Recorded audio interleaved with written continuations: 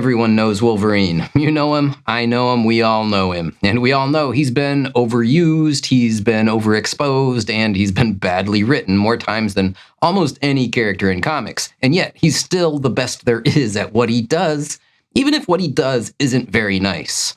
From the claws to the healing factor and the attitude, those are the details that most people remember. But great characters aren't built on powers alone. This character is great because he's built on contradiction. And yeah, no one in comics embodies that more than Wolverine. Today we're breaking down what makes Wolverine great and why he's stayed relevant for nearly 50 years. When people talk about why Wolverine works, they usually focus on a lot of the same things. They focus on things like his powers or the ferocity of the character. They focus on the violence. And those things matter, but they don't explain the longevity of this character. There's only so many stories that you can tell about rage and claws, after all. Now, if powers alone made great characters, Wolverine probably never would have lasted. But Wolverine doesn't burn out. What he does is he adapts. And that's because his story was never really about the violence in the first place. It's about who he is as a person. It's about how he changes. And it's about what that violence actually costs him. At the core of the character, Wolverine is, like I said, a contradiction. He's one of the most violent characters in Marvel Comics, and he's one of the most self-aware. Yes, he's a weapon, but he hates being used as one. He's a killer with a moral code. He's somebody that's searching for self-control, and he's a loner that still needs a family.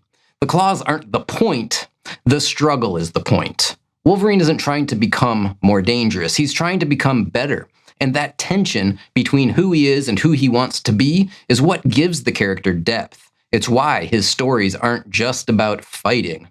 Now, every great Wolverine story lives in this space between what he's capable of and what he's willing to do. And that's what makes him interesting. These contradictions show up in Wolverine stories super often.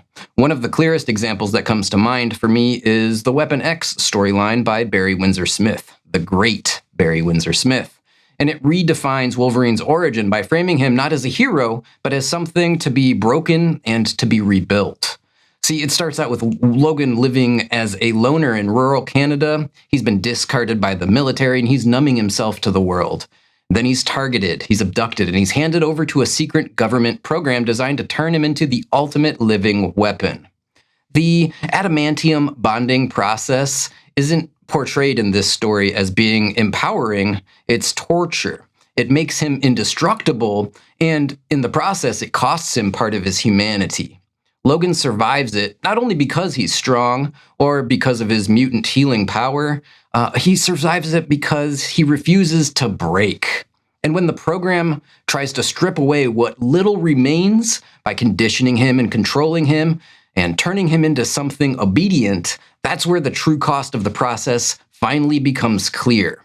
Wolverine's violence isn't the point of the story.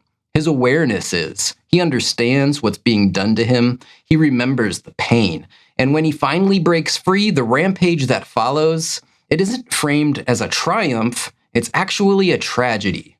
Logan escapes into the wilderness, having survived this ordeal, but at the cost of his memories, at the cost of his identity, and of any sense of control. Weapon X doesn't ask us to admire what Wolverine becomes, it asks us to understand what was taken from him.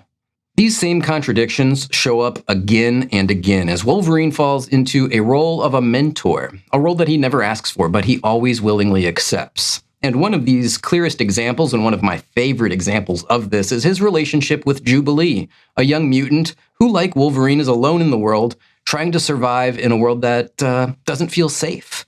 Now, Jubilee's parents were murdered, and Wolverine helps her track down the people responsible. You see, he understands her anger because he's lived it. He knows exactly where that road leads. And when the moment comes, Jubilee makes an important choice. Instead of exacting lethal revenge, she realizes that she doesn't want to become like the people that took everything from her. She questions whether that choice makes her weak, and Logan, he tells her this. He tells her the truth. Mercy isn't weakness. He tells her that she has enough heart to save the world. The lesson isn't how to fight, it's what the violence costs. And that's why some of the choices can't be undone. And that lesson, it becomes even clearer in the aftermath. Because in the following issue, Magneto and Wolverine get into a little bit of a rip, and the adamantium from Wolverine's body is torn from him, leaving him physically and emotionally shattered. Wolverine knows he's changed, and he decides that walking away is probably the best thing he can do. He doesn't ask Jubilee to follow him. He doesn't pull her deeper into this world. Instead, he leaves her a note, simply telling her to stay with the X-Men, to stay with her family. The note ends in this somewhat touching and heartbreaking final line. It says, "Don't be sad for me, Jubilee. I'm starting a whole new phase in my life. So think of me sometimes and smile, because that's how I will always remember you. And remember that I will always miss you, more than you will ever know. Love, Logan." And Wolverine walks away because he knows what he is in that moment and what he is going to become. Well, he refuses to let Jubilee become collateral damage in that transformation. That's the difference between the weapon he was forced to be and the man he chose to be. Now, Wolverine isn't just a killing machine. He's a character with stories that create tension, and he's a man that struggles with the choices that he has to make. This is why the character still works to this day, nearly 50 years later. And yes, like I said, he has been overused. Yes, he's been overexposed. The character has been rewritten more times than almost any character in comics, and yet he doesn't collapse under that weight. He prevails. Wolverine isn't built on a single trait. He isn't just rage. He isn't just violence. He isn't just claws. He's a character built on tension. And as long as there's a gap between who he is and who he wants to be, I think there's always going to be a story worth telling. Writers can change the setting, or the costume, or the team around him, but the contradiction, the weapon who wants self-control, the killer who's capable of choosing restraint, the loner who still needs a family, that never goes away. That's why Wolverine survives bad runs, and that's why he recovers from missteps. The foundation of the character holds true. Wolverine isn't timeless because he's violent. He's timeless because he's trying. He's trying to be better than what was done to him. He's trying not to pass that damage onto his friends and those that he calls family. And as long as that struggle exists, Wolverine will always feel relevant, at least to me. Wolverine is the best there is at what he does, even if what he does isn't very nice. We all know that catchphrase.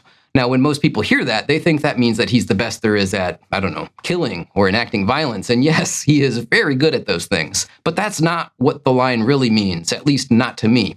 What Wolverine is best at isn't violence. It's surviving it. It's protecting people from becoming what he was forced to be. It's mentoring, even when he pretends he doesn't want to. And it's walking away when staying might do more harm than good, and knowing the difference. And when he does use violence, that's really never the point. That's the cost he's willing to carry so that others don't have to. That's what makes him dangerous, and that's what makes him human. Wolverine isn't timeless because of his claws or his powers or his costume. He's timeless because he struggles and he keeps choosing to be better than the worst moments in his life. It's kind of touching, actually. And that's why, even now, Wolverine is still the best there is. Okay, guys, I hope you enjoyed this first episode of What Makes This Comic Character Great. And let me know in the comments down below. Would you like to see more of these types of videos? I could do, more episodes on characters like Spider-Man or Batman or even villains. Or I could focus on maybe doing a What Makes This Great on a specific series or a specific story arc. Really, the sky's the limit on this idea, but I wanted to put the first one out there and see what you thought. Now, with all that said, I will wrap this one up for today, and I will say thanks for tuning in. As always, I really do appreciate it. And don't forget to hit the like and subscribe buttons for me. I would appreciate that as well. I could really use the support.